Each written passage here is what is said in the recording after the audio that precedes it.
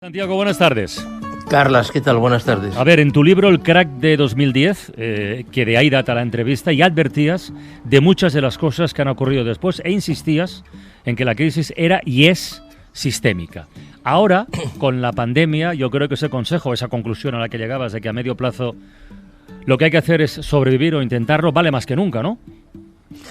Sí, a ver, la economía, a pesar de que ha habido expertos, digámoslo así, que lo han negado, la economía está muy vinculada a la sociología. O sea, prácticamente no hay una distinción entre economía y sociología. Jeremy Rifkin es un sociólogo y, sin embargo, ha sido citado y es citado miles de veces por economistas. A ver, el concepto de sobrevivir es un concepto que evidentemente no tiene el mismo valor hoy que en el siglo XVII o en el siglo IV. Claro. Hoy el concepto de sobrevivir, hoy, ayer, hace 10 años, era, pues bueno, tener acceso a un empleo, tener unas posibilidades de renta. Evidentemente sobrevivir no era tener acceso a un Ferrari, por descontado, pero tener unos mínimos. Yo creo que en esto, puede que sea lo único, pero en esto sí que la situación que ha creado el virus, que ha creado la pandemia, se parece bastante a aquella situación que se generó tras la quiebra de una serie de fondos de inversión y de Lehman Brothers en los años 2007 y 2008. Entonces, esto se podía resumir de otra manera, ¿no? Que era, y ahora también es, o estamos y estamos en una situación en que lo necesario es lo importante. Uh-huh. Me he releído toda esa entrevista entera, Santiago, que es muy interesante, y cuando te pedían que hicieras un retrato robot de 2020, hoy, 10 años después, decías, habrá cambio de modelo, porque el post-Segunda Guerra Mundial se basaba en ir constantemente a más a través del consumo público, privado, empresarial. El problema de ir a más es que llega un punto en el que se agota. Uno no puede poner 60 teles en casa, aunque cuesten €1, y consume y desperdicia muchos recursos. El objetivo no es ir a más, sino ir hacia donde sea necesario. Y pronosticabas, los políticos tendrán poquísimo peso, lo tendrán los técnicos. Bueno, pues no sé si es por la pandemia o por lo que sea, pero eso sí parece confirmarse, al menos en parte, ¿no? Sí, claramente sí. Es decir, hoy si repasamos quién habla en Bruselas, quién tiene voz en Bruselas, son los técnicos. O sea, está clarísimo. En Estados Unidos, el presidente Trump ha despotricado por la derecha y por la izquierda contra el gobernador de la Reserva Federal, pero no lo quita. Podría hacerlo, pero lo respeta. En Japón, el primer ministro Abe ha dimitido por un tema de salud, pero bueno, el modelo que él puso en marcha ya se conoce como Abenomics. Es decir, los técnicos yo creo que van a tener cada vez una mayor fuerza porque ahora no estamos en momentos para elucubrar, sino que estamos en momentos para poner en marcha cosas. Fíjate, Santiago, que esto del crack del 2010 era un titulazo, pero yo al 2020 yo creo que se le podría llamar casi el catacrack, ¿no? Porque no solo tenemos una crisis económica potentísima, sino que a todo esto se junta otras cosas que tú hablabas, como el escepticismo ante el sistema, ¿no? El desapego a las instituciones, la desafección por los políticos, la desconfianza en la prensa incluso como contrapoder, es decir, la tormenta perfecta para agoreros, manipuladores, ¿no? Que no sé muy bien hacia dónde nos va a llevar este 2020. Es que yo creo que el virus, el bicho este bicho microscópico, nos ha puesto de alguna forma, por un lado, delante del espejo. Es decir, en mayor o menor medida, claro, evidentemente me refiero más al mundo occidental, ¿no? Pero en mayor o menor medida, todo el mundo, pues bueno, o la mayoría de las personas sabía hacia dónde tenía que ir, o sabía lo que estaba haciendo. Podía tener mayores o menores problemas, pero vamos, todo estaba más o menos encauzado. Se rescataron los bancos, se iba inyectando dinero por parte de los bancos centrales.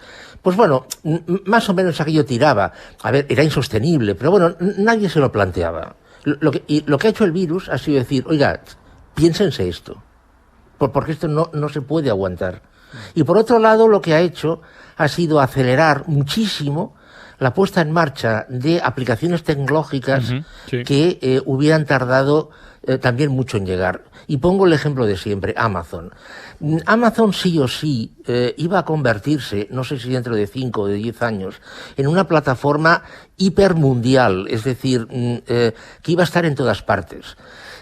Bueno, el virus ha adelantado esto, claro, pues estos 5 años. Es decir, estas dos cosas... Amazon está ya en el millón de empleados casi, ¿eh, Santiago? Sí, claro, evidentemente. Lo que pasa es que cuidado con esto, cuidado con esto. Ahora tiene 1 millón de empleados porque la tecnología para sustituir personas aún es muy cara. Pero cuando empiece a abaratarse esta tecnología, este empleo bajará. Oye, Santiago, ¿tú estás de acuerdo en, como dicen algunos economistas, que la irrupción de Amazon es lo más disruptivo que ha ocurrido en la economía en los últimos 20 años? Y no sé cuál será su evolución, como bien estás hablando. Bueno, pero a ver, es que el gran invento de Amazon, o el gran qué de Amazon, doy por descontado que el señor Jeff Bezos es un genio, por descontado que lo es, y que se ha rodeado de un equipo excepcional. Pero el gran qué de Amazon no es lo que estos señores y señoras diseñaron encima de un papel, sino haber tenido acceso a la tecnología que lo ha posibilitado. Es decir, si el señor Jeff Bezos y su equipo hubieran diseñado Amazon en 1980, no hubieran hecho absolutamente nada, se hubieran estrellado. Claro. Porque no había una tecnología que posibilitara poner en marcha eso. Amazon apareció en el momento adecuado. Ya nos hemos olvidado que en los primeros 7 años de existencia de Amazon perdían cada año más dinero. Ya nos hemos olvidado de eso. Lo que pasa es que luego, después, claro, una vez se superó se introdujo en el modelo, a partir de ahí tiró para adelante, ¿no? Entonces, claro, es Amazon, pero fijémonos, por ejemplo, que en la época de confinamiento, en los meses de confinamiento, Walmart, que es otro monstruo, también se ha introducido muchísimo en el comercio electrónico. Oye, Santiago... Sí. No, quería preguntarte, ante problemas globales, y el económico lo es, ¿se pueden dar soluciones locales y ante problemas complejos se pueden dar soluciones parciales? Ahora estoy pensando en las pensiones, que estamos hablando de si retrasarla de la jubilación, si no retrasarla, pero claro, no se puede hablar de jubilación sin hablar de la precariedad de trabajo que no permite que haya gente ganando salarios suficientes y pagando cotizaciones suficientes como para sostener ese sistema de pensiones. Sí, cierto. A ver, el gran problema, yo creo, que estamos parcializando cosas que son globales. Es decir, estamos intentando dar soluciones locales a cosas que son globales. Por ejemplo, las pensiones. Es un ejemplo muy bueno. Decimos, en España hay un problema con las pensiones, por descontado. Cuidado, pero es que en Francia también, Claro. Y en Italia lo mismo. Y en Alemania. Y en Dinamarca, en todas partes hay problema con las pensiones, porque las pensiones fueron diseñadas con unos supuestos que ya no se están dando. ¿Cuál es la diferencia? La diferencia, claro, está en la productividad.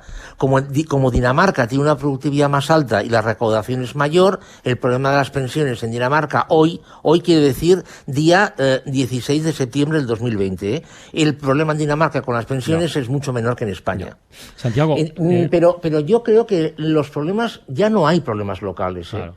Una de las cosas que nos trajo la segunda fase de la globalización, que empieza en los años 80, es que los problemas se globalizan. Lo que pasa es que la intensidad de estos problemas son distintos. El fraude fiscal es otro problema. O sea, es decir, en todos los países hay problema con el fraude fiscal. Global. Yo creo que tendrían que buscarse, implementarse soluciones globales, adaptando evidentemente a cada país, a cada economía, estas soluciones. En España, evidentemente, el problema de las pensiones es muy importante. Oye, Santiago, pues enlazando, y ya para cerrar, estamos en 2020, nos hemos remontado a 2010 con algo que dijiste por aquel entonces. ¿Nos das 4 pinceladas de 2030? ¿Cómo puede ser a tu juicio o es mucho pedir? Bueno, a ver, en realidad no me va a costar mucho hacerlo, porque no me preguntéis por qué, pero resulta que hará unos 4 años la OCDE publicó de una tacada quiero decir con una diferencia de un año, 4 informes poniendo el escenario del 2060. Ya. Es decir, que si buscáis en la web de la OCDE están estos estudios. Entonces pinta un escenario en el cual a partir de ahora, del año 2024-25, los países miembros de la OCDE, recuerdo que España es miembro de la OCDE, entran en un declive suave pero continuado, que llega hasta el 2060. Es decir, el mundo no va a mejor. Va hacia una situación de prácticamente estancamiento. Esto es muy curioso porque en el informe que ha publicado hoy el Banco de España plantea una situación en la cual el crecimiento, ya sabéis que hay dos escenarios, un escenario más suave y un escenario más violento, pero el escenario más suave, en el 2022 llegamos a una tasa de crecimiento que es incluso más baja que con la que España cerró el año 2019, el año 2022. O sea, se entra con una especie como de estancamiento. No vamos hacia una situación, digamos, no, es que el virus ha sido un paréntesis y en el 2024, como dijo Funcas, a partir de ahí empezamos ya a recuperarnos, no sé qué y tal y cual, ¿no? No, que va. 2024 es un escenario que es un año que está ahí, y ya veremos qué pasa. Es decir, el Banco de España dice que es extraordinariamente complicado establecer previsiones. La OCDE también hoy ha publicado un informe en el que la palabra incertidumbre, en 15 páginas, sale 22 veces. Está mal. Pues nada, pues nos quedamos con eso. Tranquilos nos quedamos. Nos quedamos con eso, Santiago.